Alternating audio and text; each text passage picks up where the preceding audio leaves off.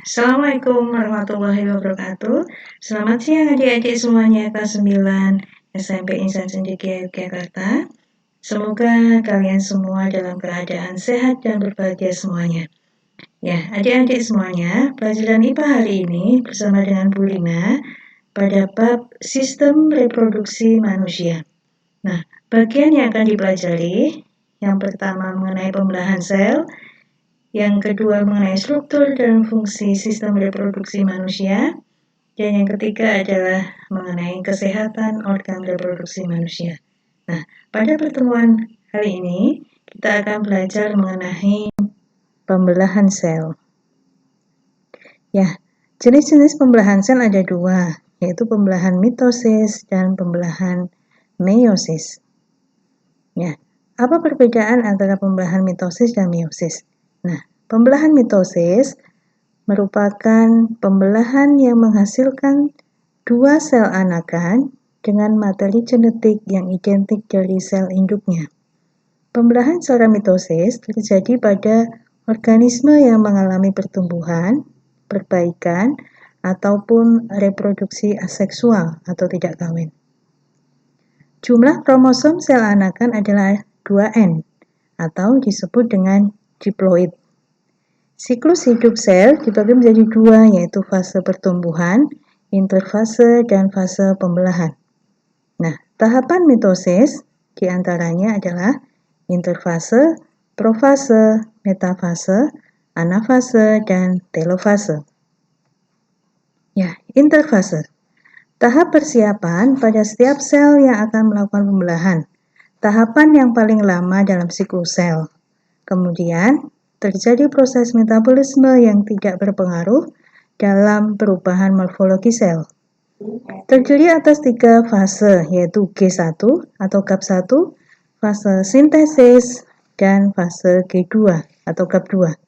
Fase G1 terjadi pembentukan organel-organel sel dan pertumbuhan sel. Fase sintesis atau S terjadi proses replikasi DNA. Dan fase G2 terjadi pertumbuhan organel. Ya, selanjutnya mengenai fase pembelahan mitosis profase. Nah, berikut ciri dari pembelahan profase. Benang-benang kromatin memendek dan menebal membentuk kromatid. Kromatid ini berpasangan membentuk kromosom. Membran nukleus dan nukleus akan menghilang. Pada sel hewan, sentriol mengalami pembelahan. Sentriol tersebut memisahkan menuju kutub yang berlawanan. Benang spindel mulai mengatur diri sedemikian rupa sehingga akan menyerupai bentuk pancaran atau aster. Nah, ini gambar profase. Selanjutnya, metafase. Terbentuk benang spindel kromosom yang terlihat semakin jelas. Kromosom berada di daerah ekuator sel. Ya, setiap kromosom masih terdiri atas 2 kromatid yang terkait pada sentromernya. Pada setiap sentromer ada 2 kinetokor yang masing-masing terkait dengan benang spindel. Nah, ini masih terlihat benang spindelnya. Ya, kemudian fase selanjutnya adalah anafase. Pada fase anafase, benang-benang spindel akan memendek, kromatid menuju kutub yang berlawanan, kemudian mulai terjadi sitokinesis atau sitokinesis akan dimulai. Ini pada fase anafase. Fase telofase. Kromatid telah sampai di kutub-kutub yang berlawanan. Kemudian, kromatid menipis dan memanjang menjadi kromatin. Kumpulan kromatin akan membentuk anak inti. Nah, terbentuklah membran nukleus di luar anak inti. Sitokinesis selesai, sehingga akan terbentuk 2 sel anakan di kedua kutubnya. Ya, fase selanjutnya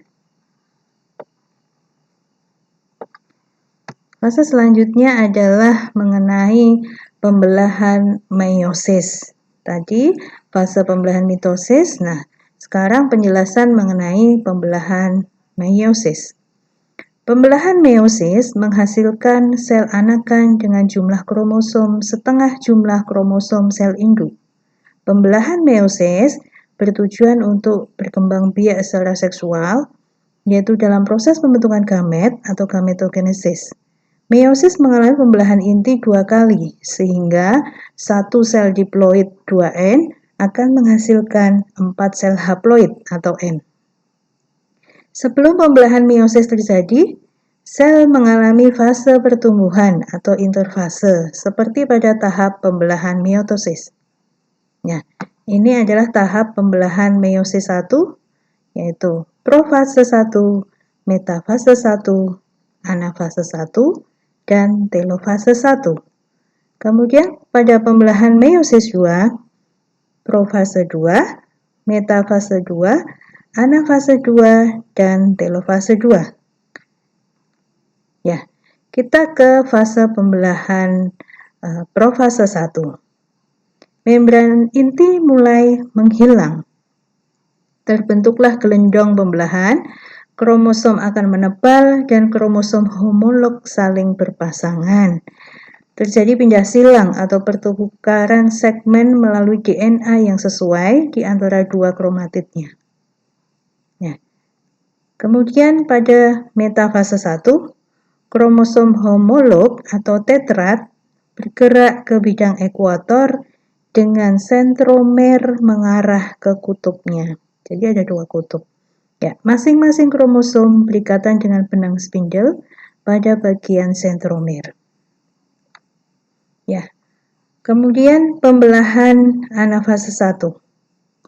Kromosom homolog ditarik oleh benang spindle ke arah kutub pembelahan sehingga tetrat berpisah dan kromosom bergerak menuju kutub yang berlawanan. Membran sel mulai melekuk di bagian tengahnya. Nah, tujuan anafase 1 ini yaitu untuk membagi isi kromosom diploid menjadi haploid. Ya. Telofase 1. Retikulum endoplasma membentuk membran inti di sekitar kelompok kromosom pada kutub pembelahan. Nukleus mulai terbentuk, terjadi sitokinesis, yaitu pembelahan sitoplasma menjadi 2 bagian sehingga terbentuk 2 sel anakan dengan kromosom yang sudah haploid. Ya, ini fase profase 2. Fase ini, membran nukleus dan nukleus mulai menghilang kembali. Sentrosom membelah dan sepasang sentriol memisah menuju kutub-kutub yang berlawanan. Dan di antara keduanya akan muncul benang spindle yang memancar dari kedua sentriol. Ya, di sini. Waktu ini lebih singkat dibanding tahap yang lainnya. Ini di fase profase 2. Ya. Ini fase metafase 2. Setiap kromosom haploid yang berisi 2 kromatid tertarik ke bidang ekuator, kutub utara dan selatan.